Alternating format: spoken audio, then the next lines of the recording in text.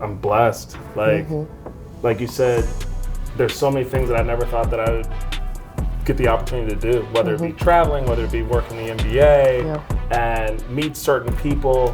And so I'm just like thankful for the opportunity to have the athletic skills, my parents putting me in the position to be able to like have good work ethic and, you know, the resources that I need to kind of succeed.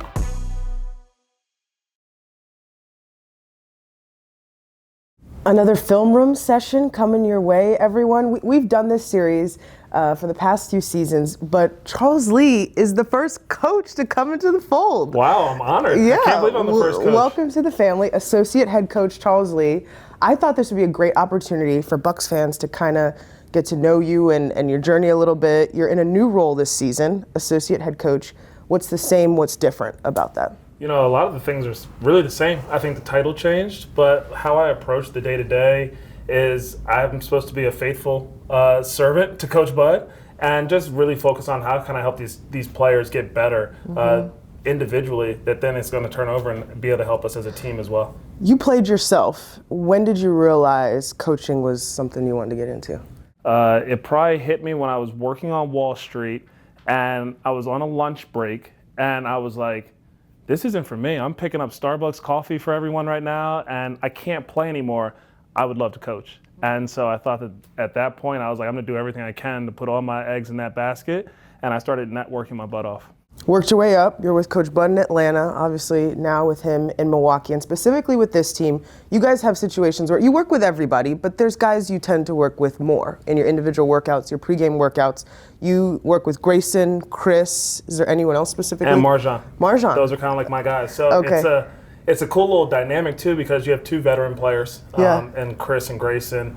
And then for myself, like remind myself how to work with a young guy and the attention to detail that it takes and like the consistency. So, and they don't pick things up as much. So like having some patience and just really explaining things. So it's actually been really good for me and my growth as well, because I've learned a ton from Marjan. What are a couple nuggets that you're constantly working in with those guys? And I'm sure it's different things for each guy. So let's start with Grayson. So like with Grayson, we've talked about expanding his game. I thought last year in the playoffs, having Chris hurt, he had to play a little bit more pick and roll. We put him in some more DHO actions. And so this summer, the focus was, let's hunt more threes.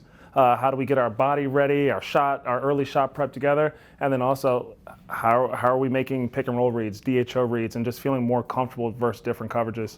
We've seen that a lot, which I think is pretty cool. Oh man, yeah, I agree with you. And so like it's really cool to see him now start to come into his own and have more force when he's driving the ball, and his paint finishing percentage go up and stuff. Yeah, so.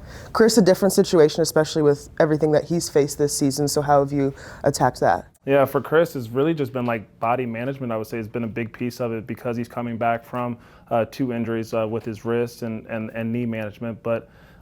He still approaches every day with like, he doesn't have to do things at game speed all the time, but how do we just get him to just get some consistent reps at like a low intensity level so he's able to play more and more minutes as the season goes on. And Marjan, development. Yes, and you can imagine it's like every aspect, and I would say just, probably 2 of the biggest bullet points for him.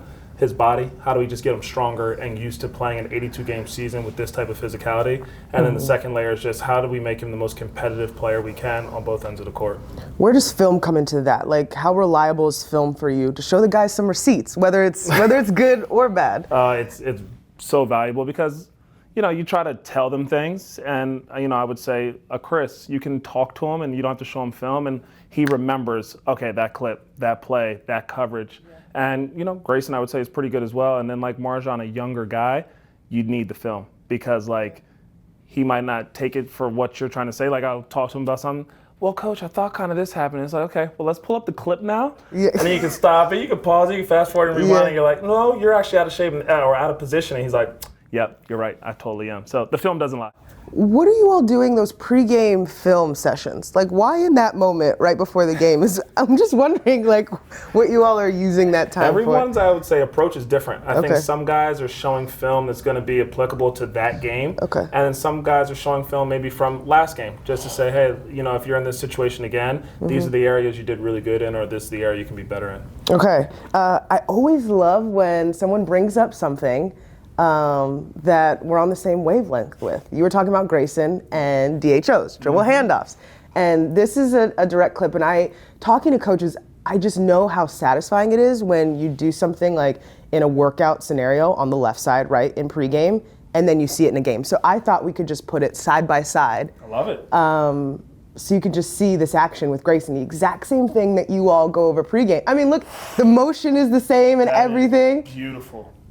Watch it one more time. I mean, one, why dribble handoffs? Like, is that just because within the Bucks system? Why is that what you all were working on? Yeah, as fast as we play, and we're always encouraging Giannis, like there's so many crowds that people show him.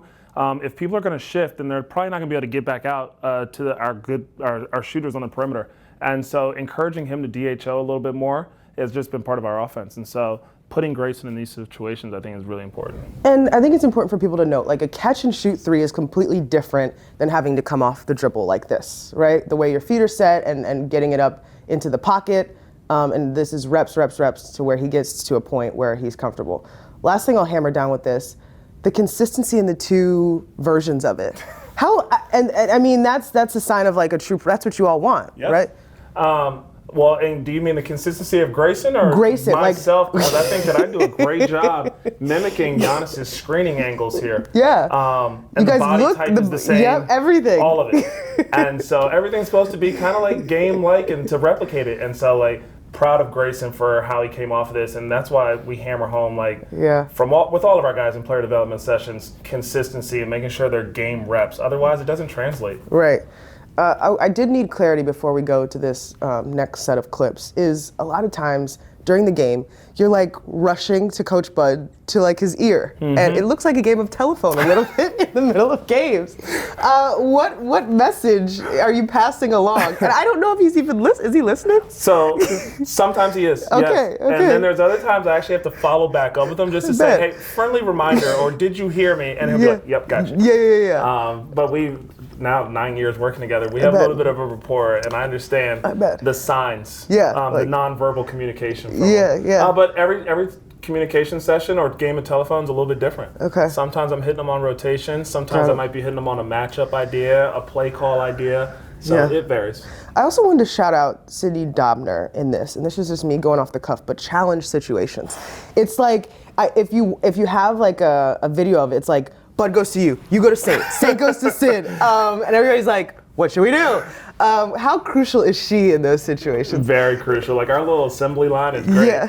And for her ability to be able to pick up the footage, and then shout out to the IT people too, in our arena and every other arena, that we can get that feed that quickly. Yeah. And then she's got to make a decision in a call. And I think that if we have some analytics, I think that we're pretty good in challenge situations. Yeah. Last check, you're about at like that 50% mark, high 40s, great. Which is good. Because in that moment, you all are watching the game as coaches, right? So you see it happening, but sometimes you need that closer view, and that's why it's so crucial to have the film, correct? Agreed. Okay. Because even last night, like I thought in that Detroit game, we challenged the Brook call. You did. And as you're looking in game, you're like, man, I saw really clean up top, probably all ball. Yeah. And Sid from the video was like, nah, it looks like there might be some stuff down low, whether it be a hand or the feet. And then lo and behold, the ref said that it was unsuccessful because of like the feet got caught up. Yeah, interesting. When you reflect on like all basketball has allowed you to do and where it's taken you, what do you think?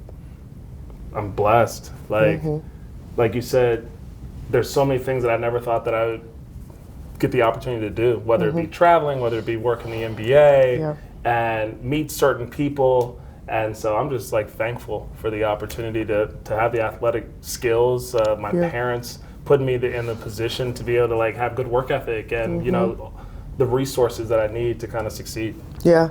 I want to hone it back in on Milwaukee before we close. It's getting to playoff time, like the nitty gritty. How do things change? How do they tense up come April, May, and June? I think just your focus. Your everyday focus now changes. There's no more back-to-backs. It's going to be important that whatever we're putting in offensively, defensively, we're just going to have to execute at a really high level. And so that level of focus goes to a totally different level now.